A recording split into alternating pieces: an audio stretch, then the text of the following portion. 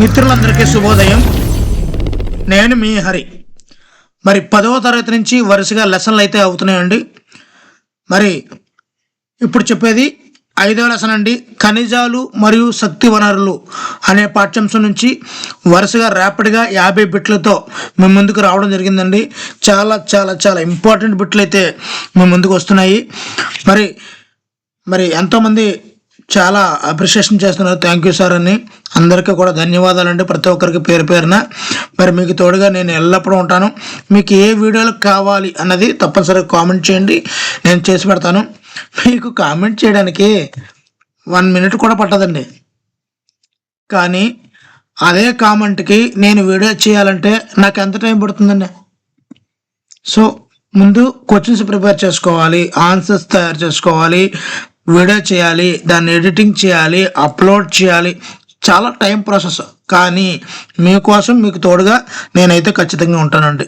ఎందు గురించి అంటే ఒక లాభాపేక్ష లేని ఫ్రీ ఛానల్ ఉండాలి పిల్లలకి, మిత్రులకి, యూట్యూబర్స్కి, సబ్స్క్రైబర్స్కి అని నేను ఎప్పటి నుంచో అనుకుంటున్నాను. అందు గురించని చాలామంది పెయిడ్ ఛానల్ వాళ్ళు వచ్చారు ప్రమోట్ చేయడానికి. నన్ను సార్ మీకు యాప్ తయారు చేసి ఇస్తాం, తీసుకుంటారా?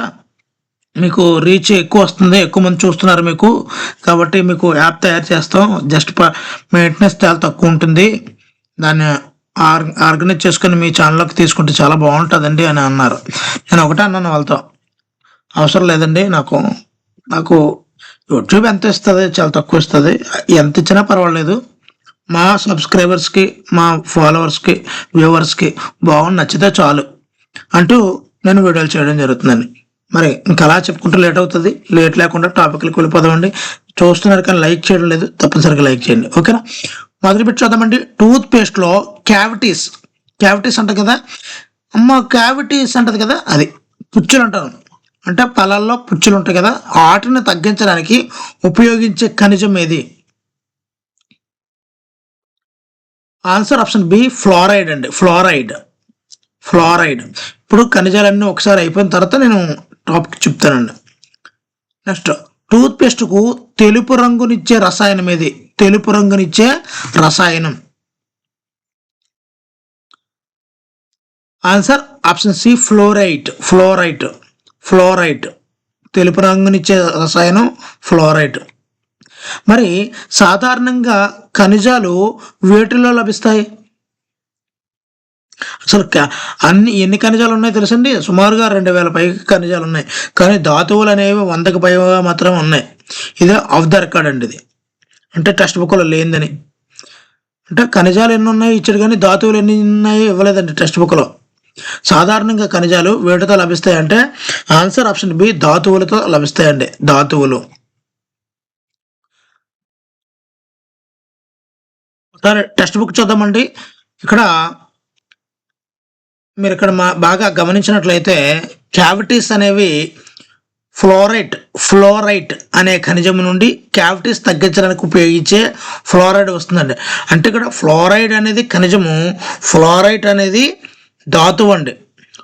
సో క్యావిటీస్ తగ్గించడానికి ఉపయోగపడేది ఫ్లోరైడ్.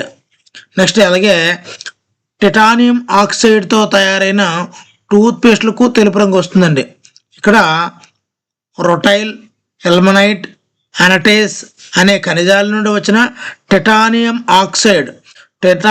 ఆక్సైడ్తో తయారైన టూత్ పేస్ట్లకు తెలుపు రంగు అయితే వస్తుందండి.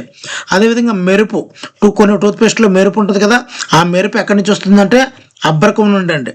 అబ్రకం. మరి టూత్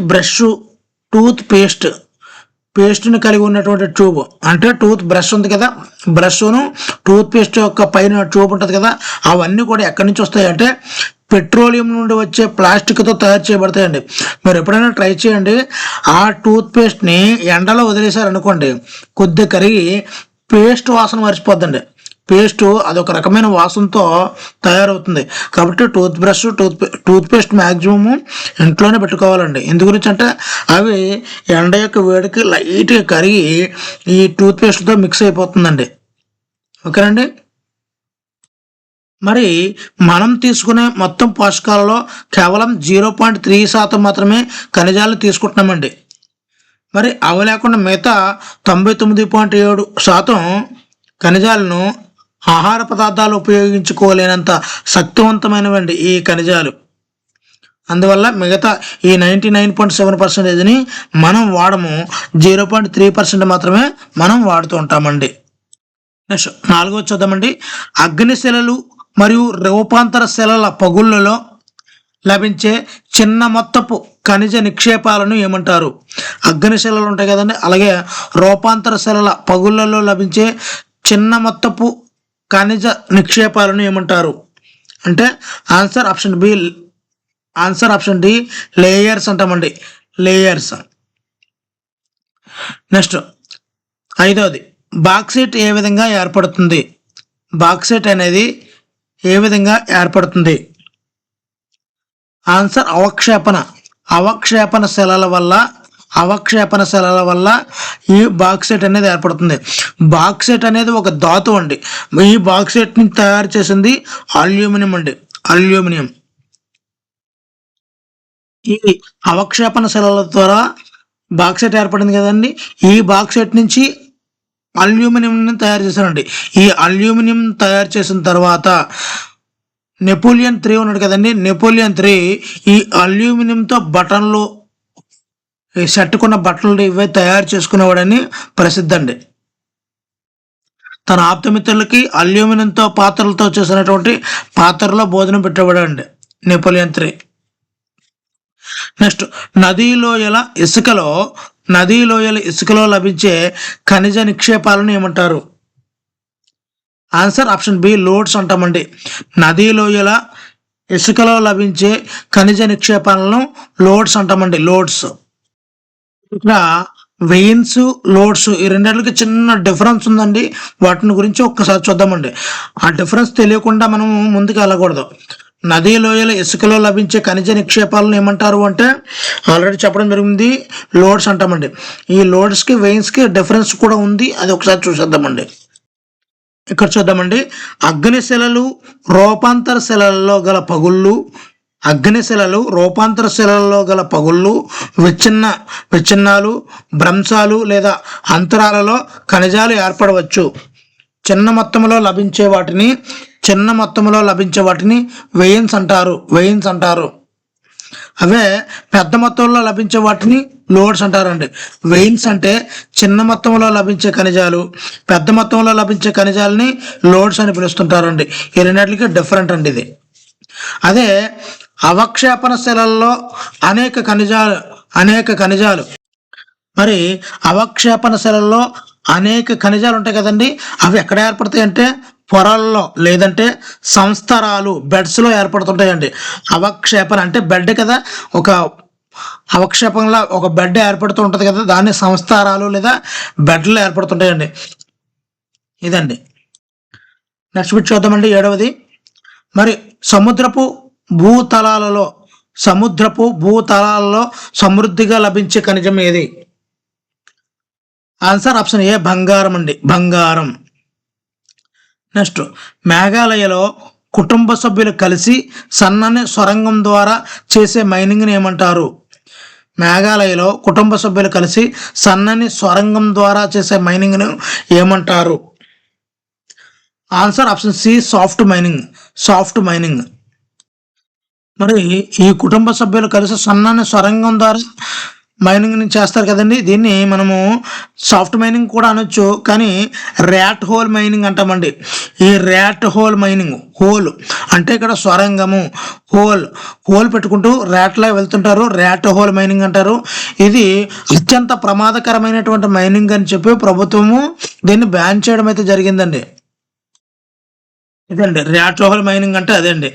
నెక్స్ట్ అత్యధికంగా 70% వరకు ఇనుము కలిగినటువంటి అత్యుత్తమ ఇనుప ధాతువు ఏది?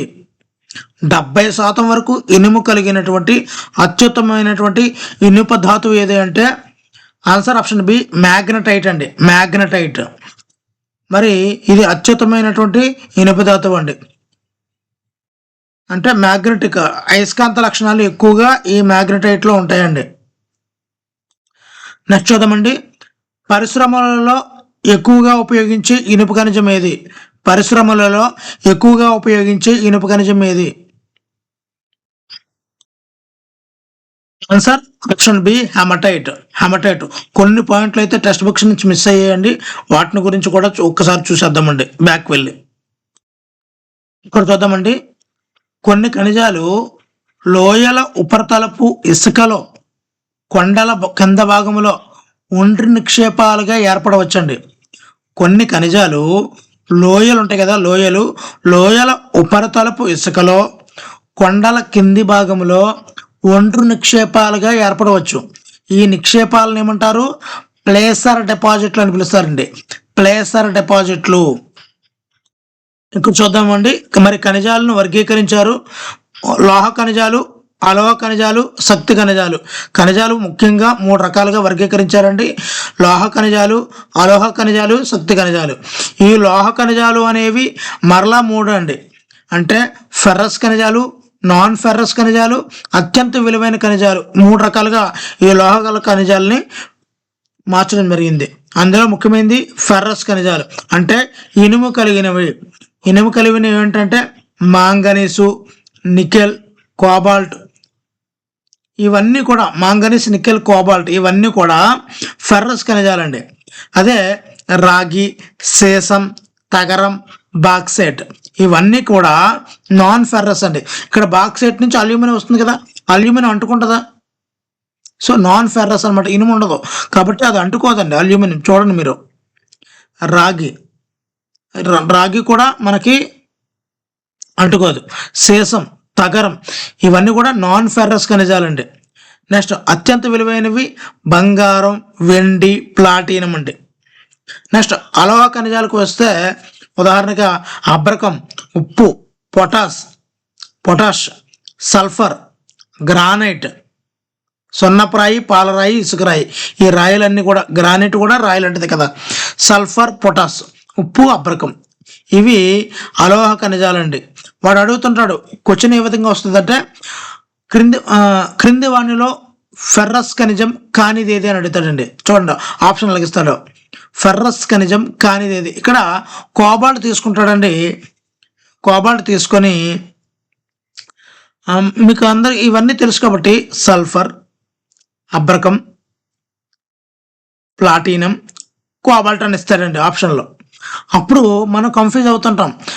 ఇక్కడ ఫెర్రస్ ఖనిజం క్రింది వాటిలో ఫెర్రస్ ఖనిజం ఏదంటే కోబాల్ట్ మనం గుర్తుంచుకుంటామా? గుర్తుండదు మనకి. మాంగనీసు, నికెల్, కోబాల్ట్ ఈ విధంగా మల్టిపుల్ చాయిస్ బిట్లలో మనకు దొరికేస్తాం అనమాట. ఇక్కడ మాంగనీసు, నికెల్, కోబాల్ట్ ఫెర్రస్ ఖనిజాలు. సో ఆ విధంగా మనము ఈ యొక్క ఏదైతే ఎగ్జాంపుల్ ఇచ్చాడో అవి చాలా చాలా ఇంపార్టెంట్ అండి. పరిశ్రమల్లో ఎక్కువగా ఉపయోగించే ఇనుప ఖనిజం ఏది? హెమటైట్. ఇది పారిశ్రామిక ఖనిజం అని కూడా పిలుస్తుంటారండి, హెమటైట్. నెక్స్ట్ 11వది ఒడిశాలోని బాదం పహార్ గనులలో ఏ రకమైన ఇనుప ఖనిజం లభిస్తుంది? ఆన్సర్ బాక్సైట్ అండి. బాక్సైట్. ఒడిశాలోని బాదం పహార్ గనుల్లో బాక్సైట్ అనే ఇనుప ఖనిజం ఎక్కువ లభిస్తుందండి. నెక్స్ట్ 12వది ఛత్తీస్గఢ్లోని బస్తర్ జిల్లాలోని ఉన్న ప్రసిద్ధమైన ఇనుపు గని ఏది? ఛత్తీస్గఢ్లోని బస్తర్ జిల్లాలో. Answer option B బైలదిలా.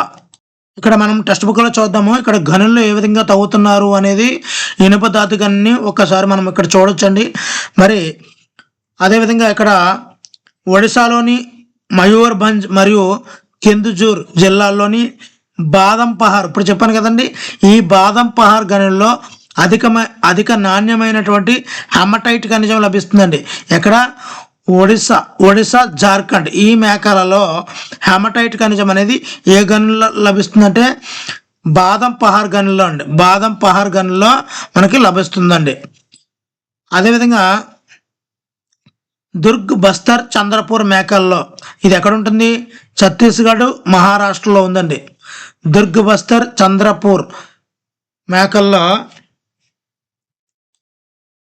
మరి ఇక్కడ హెమటైట్ను కనుగొనడం జరిగిందండి. ఎక్కడ?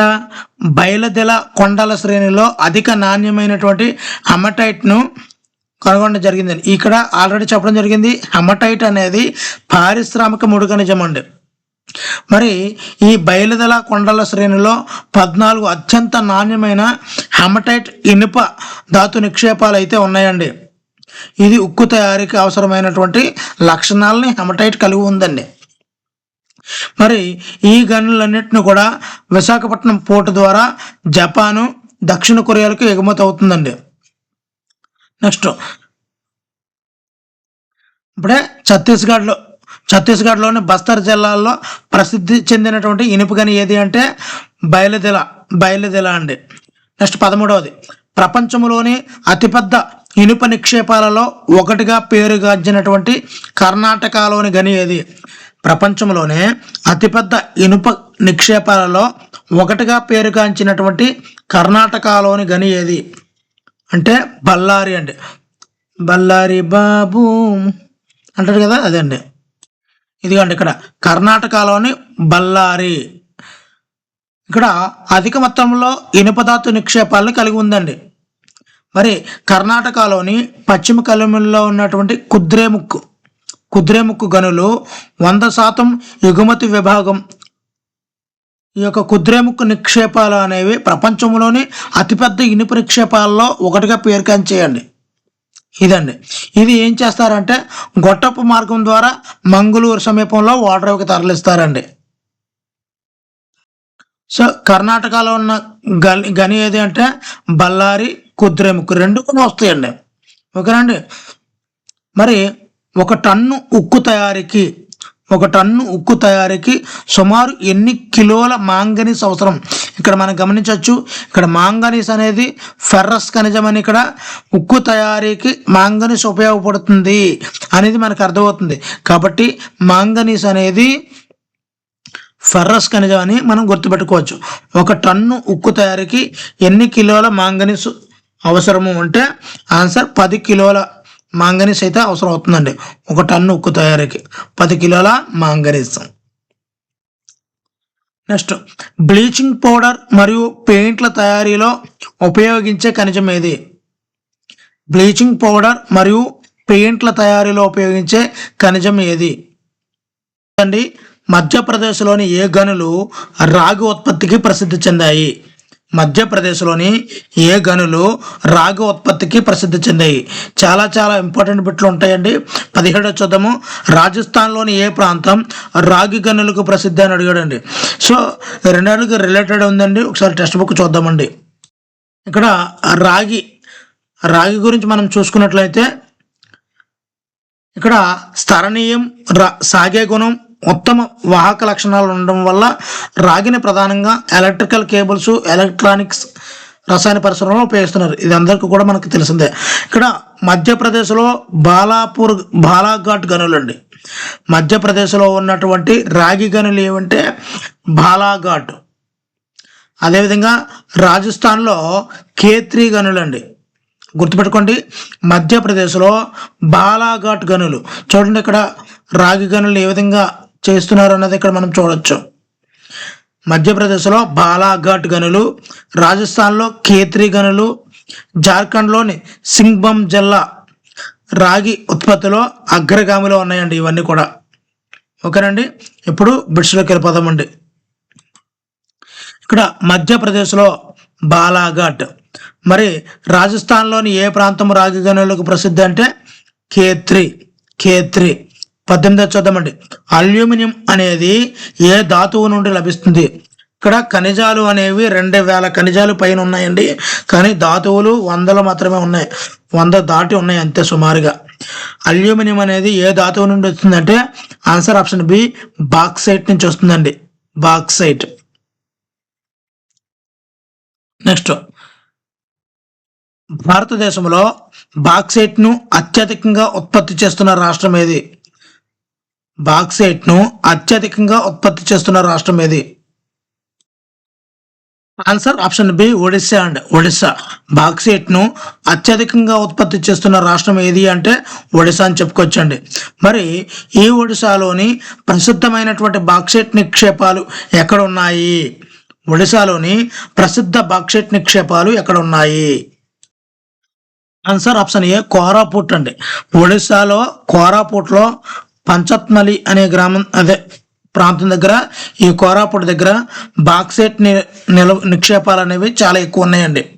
ఓకేనండి. నెక్స్ట్ 21ది విద్యుత్ పరిశ్రమలలో ఇన్సులేటర్గా ఉపయోగించే ఖనిజం ఏది? విద్యుత్ పరిశ్రమలలో ఇన్సులేటర్గా ఉపయోగించే ఖనిజం ఏది? ఆన్సర్ ఆప్షన్ బి అబ్బరకం అండి. మైకా అంటాం కదా, అబ్బరకం. దీన్ని ఇన్సులేటర్గా మనం విద్యుత్ పరిశ్రమల్లో వాడుతూ ఉంటారు.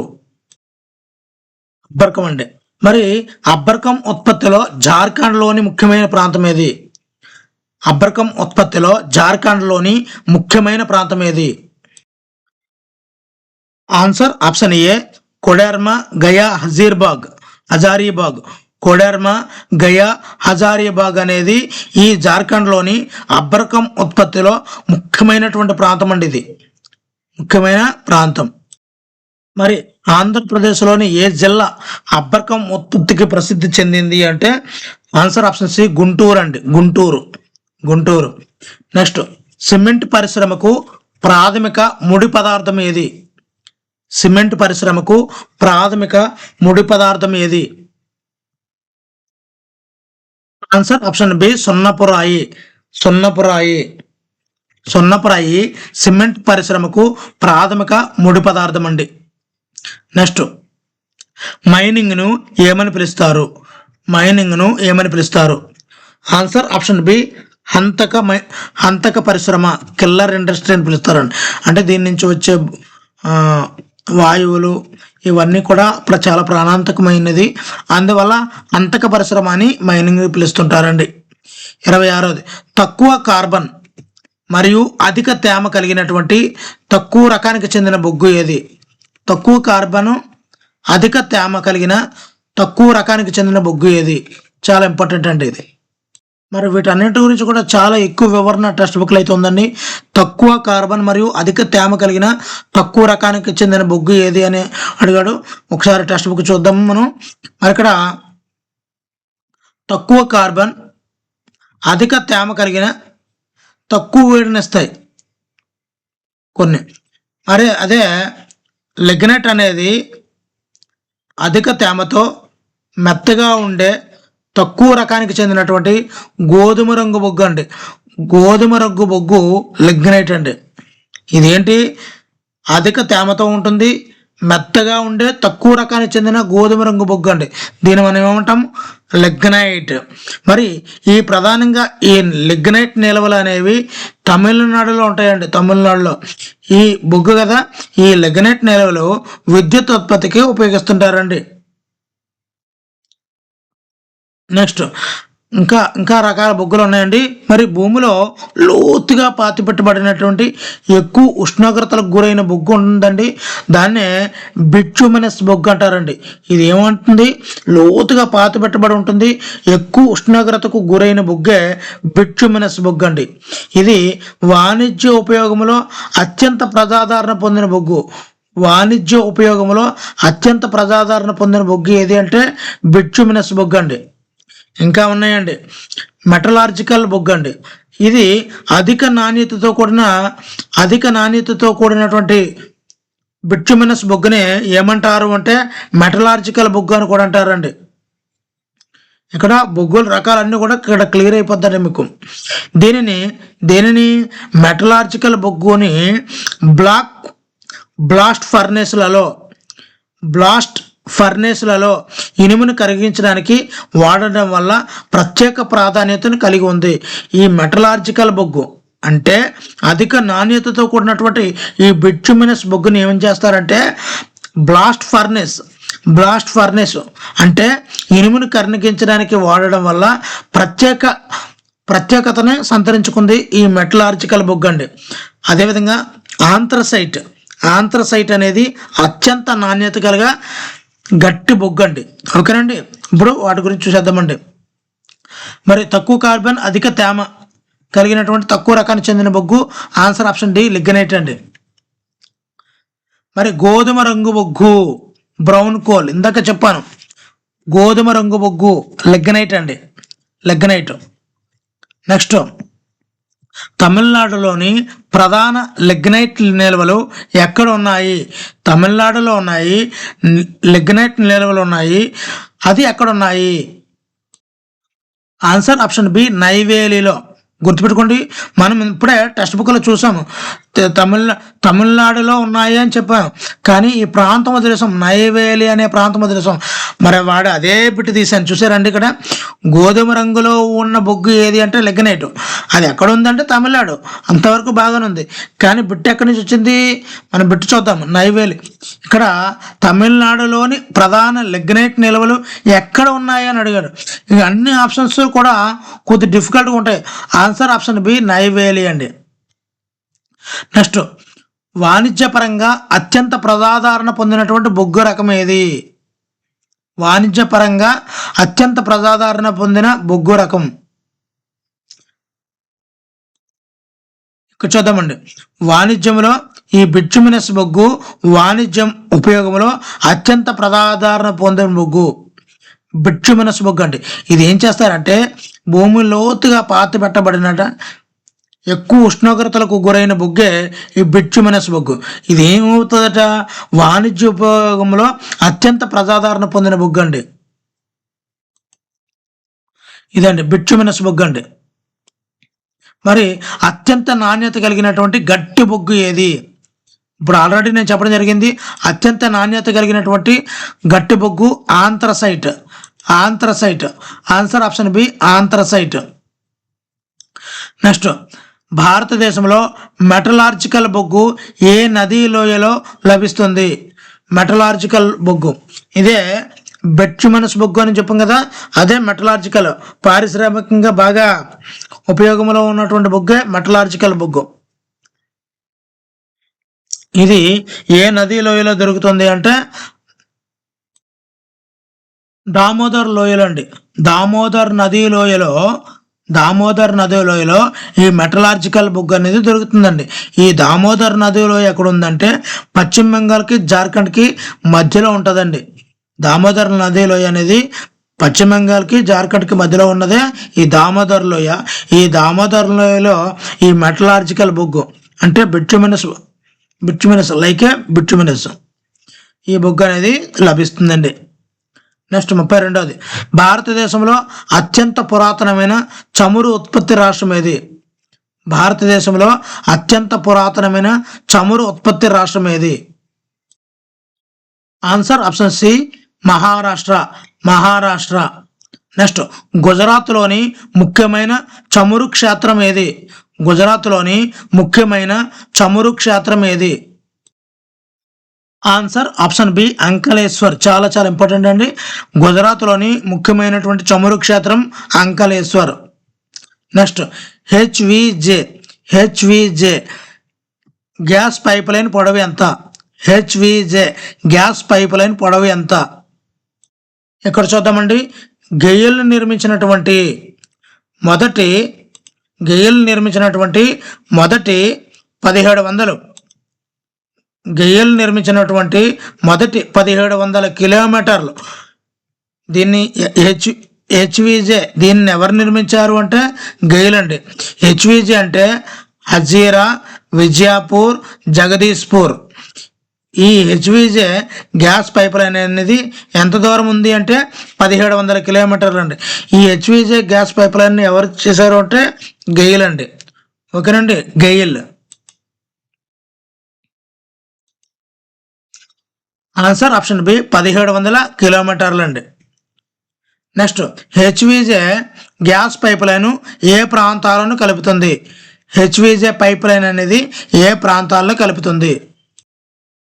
Answer option A, Mumbai high, ఉత్తర భారతదేశం ఈ ప్రాంతాలని కలిపేదే హెచ్విజే గ్యాస్ పైప్ లైన్ అండి. నెక్స్ట్ మోనోజైట్ ఇసుకలో లభించే ఖనిజం ఏది? చాలా చాలా ఇంపార్టెంట్, అవసరమైన టెక్స్ట్ బుక్ను కూడా చూపిస్తున్నానండి. మరి వీడియోని చూస్తున్నారు కానీ లైక్ చేయడం లేదు, దయచేసి లైక్ చేయండి, ఎక్కువ మందికి రీచ్ అవ్వాలి. ఓకేనండి. మోనోజైట్ ఇసుకలో లభించే ఖనిజం ఏది? మోనోజైట్ ఇసుకలో లభించే ఖనిజం. మరి మోనోజైట్ ఇసుకలో లభించే ఖనిజం answer option B, thorium. Answer thorium. Next అణుశక్తి ఉత్పత్తికి ఉపయోగించే ఖనిజాలు ఏవి? అణుశక్తి ఉత్పత్తికి ఉపయోగించే ఖనిజాలు ఏవి?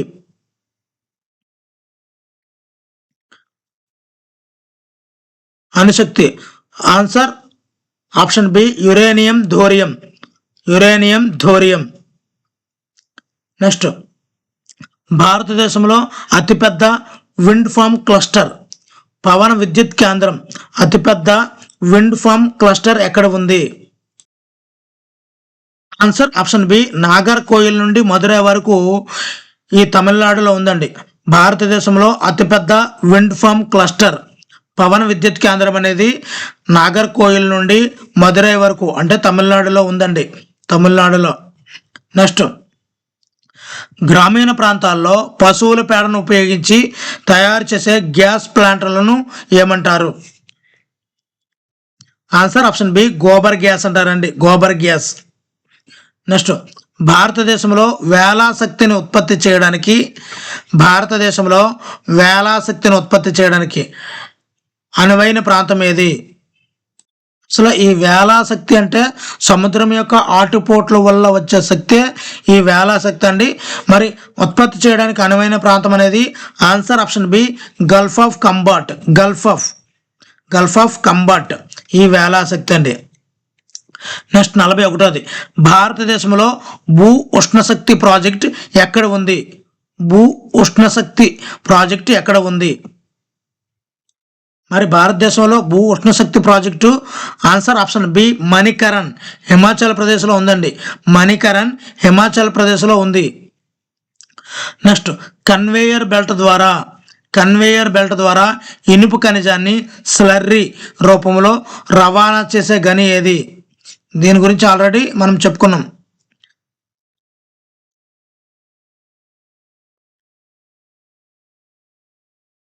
సార్ ఆప్షన్ బి కుద్రేముక్కు అండి. కుద్రేముక్కు. మిత్రులు గమనించాలి, ఇక్కడ బ్లీచింగ్ పౌడరు మరియు పెయింట్ల తయారీలో ఉపయోగించే ఖనిజము మాంగనీస్ అండి, రాగి కాదు, మాంగనీస్. మిత్రులు గమనించాలి, బ్లీచింగ్ పౌడర్ మరియు పెయింట్ల తయారీలో ఉపయోగించే ఖనిజం ఏది అంటే మాంగనీస్. మరి సౌరశక్తిని నేరుగా విద్యుత్ శక్తిగా మార్చే సాంకేతిక యంత్రం ఏమంటారు? దీనికి ఆన్సర్ తెలిస్తే తప్పనిసరిగా అయితే కామెంట్ చేయండి. సౌరశక్తిని నేరుగా విద్యుత్ శక్తిగా మార్చే సాంకేతికత ఏది? నెక్స్ట్ 44ది ముంబై హై దేనికి ప్రసిద్ధి అంటే ఆన్సర్ ఆప్షన్ బి పెట్రోలియం ఉత్పత్తికి. నెక్స్ట్ సున్నపరాయి ఏ రకమైన శిలలలో లభిస్తుంది? సున్నపరాయి ఏ రకమైన శిలలలో లభిస్తుంది? ఆన్సర్ ఆప్షన్ బి అవక్షేప శిలలలో లభిస్తుందండి. సున్నపరాయి అనేది అవక్షేప శిలలలో లభిస్తుంది. నెక్స్ట్ ఇనుముని కలిగి ఉన్న ఖనిజాలను ఏమంటారు? ఇనుముని కలిగి ఉన్న ఖనిజాలను ఆన్సర్ ఆప్షన్ ఏ ఫెర్రస్ ఖనిజాలు అంటారు. ఇవి ఆల్రెడీ చెప్పడం జరిగిందండి. నెక్స్ట్ సముద్రపు నీటి నుండి ఎక్కువగా తీసే ఖనిజం ఏది? సముద్రపు నీటి నుండి ఎక్కువగా తీసే ఖనిజం ఏది? ఆన్సర్ ఆప్షన్ బి మెగ్నీషియం మరియు ఉప్పు. నెక్స్ట్ 48దండి శక్తిని ఆదా చేయడం అంటే శక్తిని ఉత్పత్తి చేసినట్లే అనేది దేనికి సంబంధించింది? శక్తిని ఆదా చేయడం అంటే శక్తిని ఉత్పత్తి చేసినట్లే అనేది దేనికి సంబంధించింది? ఆన్సర్ ఆప్షన్ బి శక్తి వనరుల పరిరక్షణ. 49దండి రాగి నిల్వలు మరియు ఉత్పత్తిలో భారతదేశం పరిస్థితి ఏమిటి? రాగి నిల్వల ఉత్పత్తిలో భారతదేశం యొక్క పరిస్థితి ఏమిటి? ఆన్సర్ ఆప్షన్ బి తీవ్ర లోటులో ఉందండి. రాగి నిల్వల ఉత్పత్తిలో తీవ్ర లోటులో ఉంది. ఇక్కడ మనం చూస్తున్నాము, ఇక్కడ భారతదేశం రాగి నిల్వలు మరియు ఉత్పత్తిలో తీవ్ర లోటును కలిగి ఉంది. ఓకేనండి. నెక్స్ట్ బిట్ చూద్దామండి. మరి వీడియోలో ఉన్నటువంటి చివరి బిట్ అండి మ్యాగ్నటైట్లో ఎంత శాతం ఇనుము ఉంటుంది? ఆల్రెడీ చెప్పడం జరిగిందండి. మ్యాగ్నటైట్లో ఎంత శాతం ఇనుము ఉంటుంది అనేది ఆల్రెడీ చెప్పాను. కాబట్టి దీనికి ఆన్సర్ 50వ దానికి అని చెప్పి ఆన్సర్ అయితే పెట్టడానికి ట్రై చేయండి. దీనికి ఆన్సర్ తెలిస్తే తప్పనిసరిగా కామెంట్ చేయండి. వీడియోలో ఉన్న బిట్లు ఏ విధంగా ఉన్నాయి అన్నది కామెంట్ చేస్తే చాలా హ్యాపీగా ఉంటుంది. మిత్రులు లైక్ చేస్తే వీడియోకి ఎక్కువ మందికి షేర్ అవుతుంది. Thank you for watching. Me Hari signing out.